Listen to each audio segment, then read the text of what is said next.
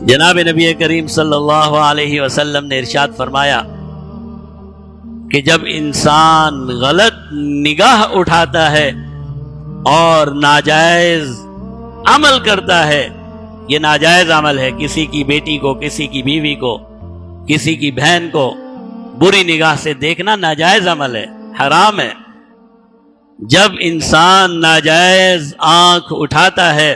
تو فرمایا پھر شیطان اس کے بارے میں پر امید ہو جاتا ہے، پھر اس انسان سے شیطان کو امید پیدا ہو جاتی ہے کہ آج اگر اس نے غلط نگاہ اٹھانا سیکھ لی تو کر یہ گناہ کرنا بھی سیکھ جائے گا۔ جیسے ہم کہتے ہیں نا، بچہ کھڑا ہونا سیکھ جاتا ہے،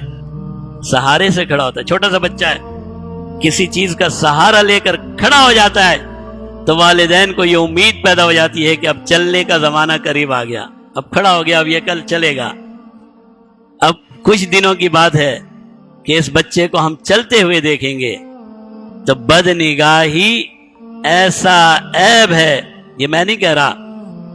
رحمت دو عالم فخر کائنات جناب نبی کریم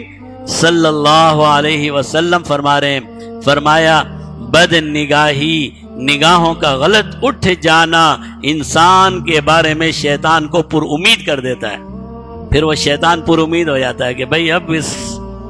اس کو غلط کاری کی طرف لانا مشکل نہیں ہے، اب اس کو غلط کاری کی طرف لانا مشکل نہیں ہے، اس کی نگاہوں نے اٹھنا سیکھ لیا، اس کی نگاہوں نے غلط استعمال ہونا سیکھ لیا،